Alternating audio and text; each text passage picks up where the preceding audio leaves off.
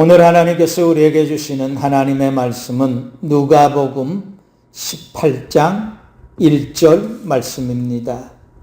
항상 기도하고 낙심하지 말아라 라는 말씀으로 함께 은혜를 나누겠습니다. 하나님 말씀 우리 같이 읽겠습니다. 예수께서 그들에게 항상 기도하고 낙심하지 말아야 할 것을 비유로 말씀하여 아멘. 하나님을 믿는 성도로서 신앙생활을 함에 있어서 하나님께 기도하는 것은 무엇보다 중요한 일입니다. 그러므로 기도의 모범을 보여주신 예수님을 통해서 우리가 직접 배우는 게 가장 확실하게 배우는 것이고 예수님을 기도의 모델로 삼는 것이 가장 안전하다는 것입니다. 예수님은 직접 기도하셨고 기도가 얼마나 중요한 것인가 하는 것은 물론 기도를 어떻게 해야 하는지 직접 기도문을 가르쳐 주시기도 하셨습니다. 예수님의 삶의 결정적인 순간순간마다 예수님은 시간을 내서 기도하셨다는 겁니다. 변화산에서 기도하실 때는 예수님의 용모가 완전히 변화되고 그 옷이 휘어져 광채가 났다 말씀합니다. 또 그와는 정반대로 십자가의 고난을 앞두고 힘쓰고 애써 더욱 간절하게 기도하실 때에는 땀이 땅에 떨어지는데 핏방울 같았다라고 기록하기도 합니다. 우리는 이런 말씀들을 통해서 예수님께서 어떻게 기도하셨는지 또 어떤 문제들을 가지고 기도하셨는지를 알 수 있다는 겁니다.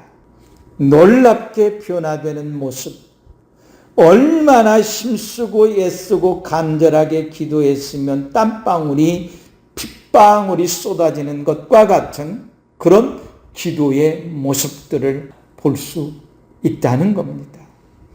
특별히 십자가를 앞에 두고 기도하신 예수님의 기도를 보면 하나님께 자신의 고통을 낱낱이 다 아뢰어 기도합니다.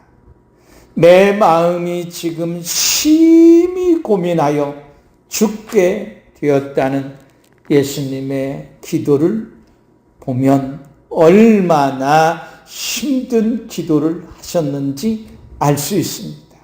그렇게 힘든 기도를 통해서 예수님은 하나님과 하나가 되었고 우리 또한 그런 기도를 통해서 예수님과 하나 되어야 함을 가르쳐 주셨다는 겁니다. 예수님은 한 번 기도하고 만 것이 아니라 기도의 양이 가득 찰 때까지 기도하셨습니다. 물론 우리가 정확하게 한 번, 두 번 횟수로 따진다면 3번입니다. 그러나 예수님에게 있어서 이 3번은 더 이상 기도하지 않아도 된다는 믿음의 확신이 가득 찰 때까지 기도했다는 겁니다. 그러니까 3번 기도하신 후에 예수님은 이제 됐다라고 말씀하신 겁니다. 예수님은 하나님과 충분히 기도했고 확신이 찰 때까지 기도했습니다. 이는 아무리 힘들고 고통스러워도 하나님께 충분히 기도해야 한다는 것을 우리들에게 가르쳐 주는 겁니다. 예수님의 삶 속에서 실제로 보여주셨던 기도 생활을 통해서 우리의 삶이 흔들리고 믿음이 흔들릴 때 우리가 배워야 하는 기도는 어떤 기도일까 하는 겁니다.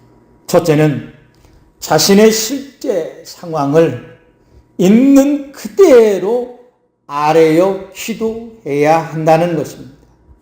예수님은 내 마음이 매우 고민하여 죽게 되었다라고 말씀합니다.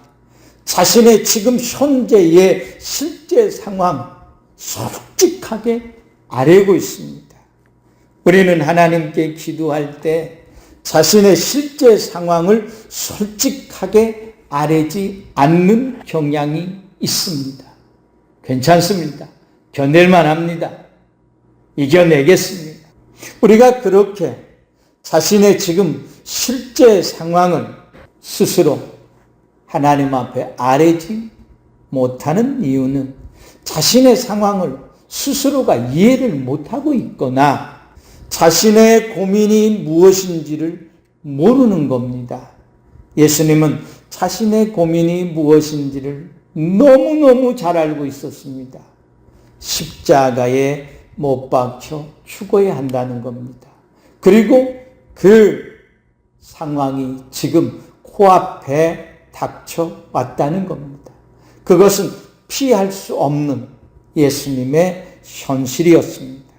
십자가에 못 박혀 죽기 위해 왔다고 기회가 있을 때마다 제자들에게 말씀하셨지만 막상 그것이 눈앞에 현실로 다가왔을 때 예수님은 심히 고민해서 내가 죽을 지경입니다 라고 하나님께 기도하고 있다는 겁니다.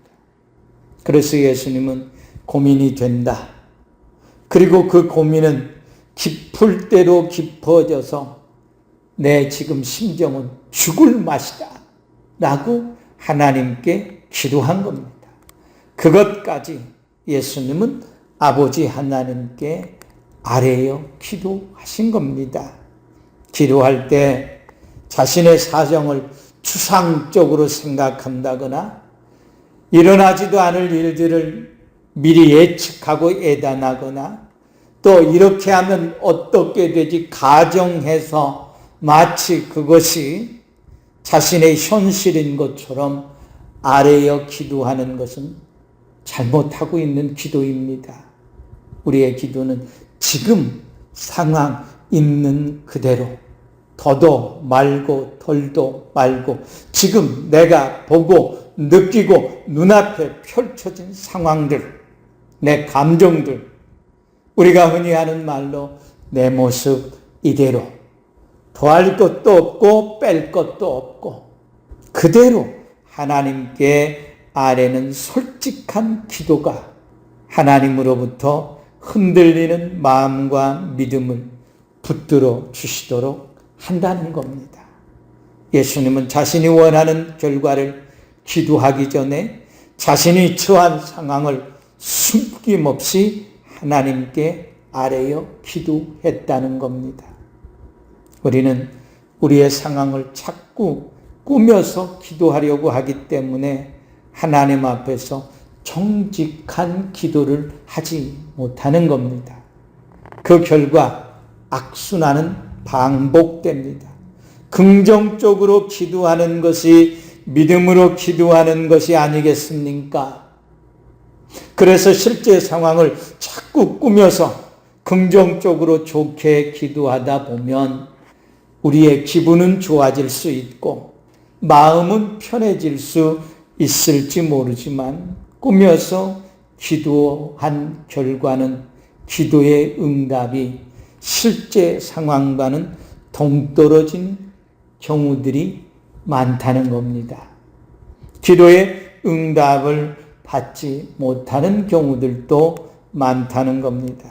그래서 잠언 기자는 악인의 제사는 하나님께서 미워하셔도 정직한 자의 기도는 그가 기뻐하시느니라 말씀했습니다. 악인은 절대로 솔직하게 기도 못합니다. 그래서 자신의 변명하고 핑계로 삼아 좋게 기도하려고 애씁니다. 꾸며서 기도합니다. 하나님께서 기뻐하지 않는 기도입니다. 그러므로 내 실제 상황을 하나님께서 솔직하게 기도하기를 원하신다는 것을 믿고 솔직하게 아뢰는 것은 믿음 없는 것으로 결코 생각하지 말고 예수님처럼 솔직하게 드리는 기도를 하는 우리 성도님들이 되시기를 간절히 축복합니다. 두 번째는 하나님을 경외함으로 아뢰어 기도하라는 겁니다. 예수님께서 얼굴을 땅에 대시고 엎드려 기도하셨다 말씀했습니다. 얼굴을 땅에 대었다는 것은 절대 복종함으로 기도했다는 겁니다. 예수님은 기도하기 전부터 하나님께서 어떤 응답을 주시든 그 응답에 절대 복종하겠다는 마음과 믿음의 자세로 얼굴을 땅에 대신 겁니다. 가장 치욕적인 것이 뭡니까? 땅에다가 먹을 것을 휙 던지고서는 그것을 입으로 주워 먹으라는 겁니다. 가장 치욕스럽죠. 바닥에 있는 음식을 주워 먹는다는 것은 개와 돼지와 같은 짐승들이나 하는 겁니다. 예수님은 내가 하나님의 응답을 받음에 있어서 그와 같은 자세로 하나님의 응답하심을 받겠습니다. 내가 하나님의 독생자이지만 아버지 하나님께서 주신 기도의 응답이 내게 있어서 말로 다할 수 없는 치욕적인 것일지라도 감사함으로 받겠다는 것입니다. 예수님은 십자가에 못 박힐 때 온갖 조롱과 비웃음, 침뱉음을 다 당했습니다. 그것은 하나님께서 예수님의 기도에 응답하신 것들이죠. 또한 엎드렸다는 것은 우리가 흔히 하는 말로 나를 밟고 지나가십시오 하는 겁니다. 기도 응답해 달라고 하나님을 가로막는 자가 되지 않겠다는 겁니다. 하나님이 하시고자 하시는 일을 가로막지 않겠다는 겁니다. 그래서 죽을 만큼 고민이 되었지만 예수님은 하나님의 응답하심에 기꺼이 비켜 서겠다고 고백한 겁니다. 만일 내가 하나님을 가로막고 하나님의 일을 방해한다면 하나님께서 나를 밟고 지나가 달라는 기도를 우리도 해야 한다는 겁니다. 우리에게 이 예수님의 기도는 반드시 필요한 기도입니다. 우리의 정과 욕심에 따라 기도할 때가 너무 많습니다.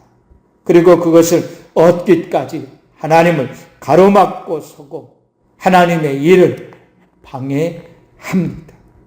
우리의 삶이 흔들리고 믿음이 흔들릴 때 우리를 반석보다 더 단단한 반석 위에 세우기 위해서 예수님에게서 배운 대로 얼굴을 땅에 대고 몸을 엎드림으로 하나님께 조금이라도 방해가 된다면 나를 밟고 지나가십시오 하는 그런 마음으로 기도하는 우리 성도님들이 되시기를 간절히 축복합니다. 세 번째는 기도의 핵심을 분명히 알고 아뢰어 기도해야 한다는 것입니다. 예수님께서 내 아버지여 만일 할만하시거든 이 잔을 내게서 지나가게 하옵소서 라고 예수님은 기도합니다. 예수님의 기도의 핵심은 분명했습니다. 이 잔을 내게서 지나가게 해달라는 겁니다. 십자가의 고난을 받지 않게 해달라는 겁니다. 그런데 이 기도는 아버지 하나님께서 예수님을 세상에 보내실 때 분명하게 계획하시고 보낸 하나님의 계획이었습니다. 그런데 그 하나님의 계획을 뒤집어 엎으라는 기도인 거죠. 하나님께서 예수님을 세상에 보내실 때 십자가에 박는 것을 목적으로 예수님을 세상에 보냈는데 그것을 바꾸어 달라는 겁니다. 이 기도는 그럴 수도 있다고 공감할 수 있을지는 몰라도 정말 심각한 문제, 예수님 자신의 정체성이 사라져 버린다는 겁니다. 내가 왜 존재해야 하는지, 내가 왜 왔는지 그 정체성 자체가 없어져 버린다는 거예요. 만일 하나님께서 예수님의 기도대로 응답하셨다면 십자가의 고난은 피할 수 있었을지 몰라도 예수님은 누구신가에 대한, 뭐하는 분이신지에 대한, 예수님께서 무엇을 해야 하는지에 대한 그 모든 것들이 다 사라져버리는 겁니다. 그래서 때로는 우리의 기도가 충분히 이해할 수 있고 공감할 수 있는 내용의 기도일지라도 자신의 정체성, 성도로서의 정체성, 그리스도인으로서의 정체성, 하나님의 자녀로서의 정체성에 반하는 것이라면 우리는 기도하지 않아야 하는 겁니다. 도리어 그 정체성을 더욱 확실하게 할 수 있도록 하나님의 도우심을 구해야 하는 거죠. 오죽하면 자신의 정체성마저 부인하고 자신의 사명이 힘들어서 사명을 바꾸어 달라고 기도한다면 하나님께서 어떻게 그 기도를 들어주실 수 있겠느냐는 겁니다.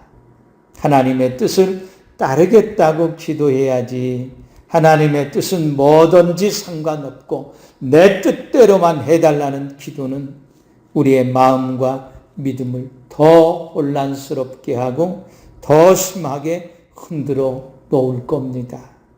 그런데 불행하게도 우리의 기도 대부분이 하나님의 뜻을 알고 하나님의 뜻이 이 땅에서 이루어지기를 위해서 기도하는 것이 아니라 더 마음과 믿음을 굳건히 세우기 위해서 기도하는 것이 아니라 오로지 자기의 뜻만을 고집함으로 마음도 흔들리고 믿음도 흔들리고 시험에 넘어져 자빠지더라는 것입니다. 예수님은 순간적으로 흔들렸지만 곧바로 흔들리는 마음과 믿음을 굳건히 세우는 기도를 하십니다. 네 번째, 기도의 목표는 하나님의 뜻을 알고 아뢰는 기도이어야 한다는 겁니다. 예수님은 즉시로 나의 원대로 마시고 아버지의 뜻대로 하옵소서라고 기도하십니다. 우리의 기도의 궁극적 목표는 아버지의 뜻을 이루는 데 있습니다. 나의 기도가 100% 내가 원하는 대로 다 이루어졌다고 해서 마냥 기뻐할 일은 아닙니다. 내가 생각한 대로, 내가 기도한 대로, 내가 계획한 대로 다 이루어졌다고 해서 아버지의 뜻이 다 이루어진 것은 아닐 겁니다. 왜냐하면 사람이 아버지 하나님의 뜻을 다 아는 것은 불가능하기 때문에 그렇습니다. 내가 얼마나 잘 되느냐 하는 것도 중요하겠지만 더 중요한 것은 합력해서 선을 이루시는 하나님의 뜻이 이루어져야 한다는 것입니다. 예수님은 처음이자 마지막으로 예수님 자신을 위한 기도를 했습니다. 그 기도가 뭡니까? 이 잔을 내게서 옮길 수 있으시거든 옮겨 달라는 겁니다. 그것마저도 아버지의 뜻대로 해달라고 예수님은 최종적으로 기도하십니다. 성경 어디를 보아도 예수님이 자신을 위해서 기도한 경우는 찾아볼 수 없습니다. 그런데 그 기도마저 아버지의 뜻대로 해달라고 기도하는 겁니다. 그래서 우리는 기도하고 불안한 이유가 어디에 있는지 금방 예수님의 기도를 알면 찾을 수 있습니다. 우리는 매번 내 뜻대로 이루어 주시기를 강요합니다. 기도하는 게 아니라 예수님의 팔을 잡아 비틀어댑니다. 이번에도 하나님이 기도한 대로 이루어 주실 것 같은 느낌을 받았는데 하나님이 설마 마음을 바꾸시는 것은 아니겠지? 그런 마음이 흔들리고 믿음이 흔들리는 이유는 뭐 때문입니까? 하나님의 뜻을 구함이 아니라 내 뜻을 하나님께 공갈, 협박, 온갖 하나님을 회유하면서 기도했는데 마음이 안 놓이니까 그런 생각을 하는 겁니다. 그래서 우리가 하는 것이 금식하고 철야하고 작정 기도를 하는데 기도의 목적이 하나님의 뜻을 이루는 데 있는 것이 아니라 내 뜻을 어떻게든 관철해 보자고 하는 거기에 목표를 삼고 있기 때문에 그렇게 기도하면서도 불안해요. 안심이 안 돼요. 그게 전형적인 불신이라는 걸 우리는 알아야 합니다. 그건 절대 믿음이 아닙니다. 하나님이 우리를 위해서 일하시니까 그러면 나도 나를 위해서 일해야 되는 거 아니냐? 그렇지 않습니다. 하나님이 우리를 위해서 일하신다고 해서 우리 자신도 우리 자신을 위해서 일해서는 안 됩니다. 하나님이 나를 위해서 일하실지라도 우리는 하나님의 영광을 위해서 살아야 된다는 겁니다. 그래서 우리의 기도는 하나님이 우리를 위해서 축복하신다고 해서 그 축복을 받는 것을 목적으로 삼으면 우리의 기도는 시험에 빠지게 됩니다. 우리의 기도는 하나님이 우리를 위해서 축복하실지라도 우리는 하나님의 영광을 위해서 기도해야 되고 하나님의 뜻이 이루어지기를 위해서 기도해야 하는 겁니다. 우리는 우리 자신이 아닌 하나님을 위해서 일해야 하는 자들입니다. 모든 피조물의 본분은 오직 하나, 하나님을 영화롭게 하는 것입니다. 사랑하는 성도 여러분, 예수님은 우리가 기도하다가 낭망하는 것을 아시고 낭망하지 말라 말씀하십니다. 우리가 기도하다가 낭망한 이유는 마음이 흔들려 무너지고 믿음이 흔들려 무너졌기 때문입니다.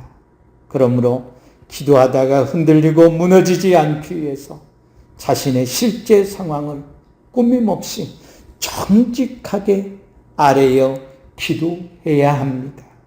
하나님을 가로막거나 방해하지 않는 기도로 아뢰어 기도해야 합니다. 구하고자 하는 바를 정확하게 우리는 하나님께 아뢰어야 합니다. 하나님의 뜻이 이루어지기 위해서 우리는 하나님의 뜻을 알고 아뢰어 기도해야 합니다. 이런 기도는 절대로 사탄이 흔들 수가 없고 사탄이 흔든다 할지라도 흔들리지 않을 뿐만 아니라 믿음이 흔들려 의심하게 되는 일도 결코 일어나지 않을 겁니다. 흔들리지 않는 기도는 역사하는 능력이 큽니다.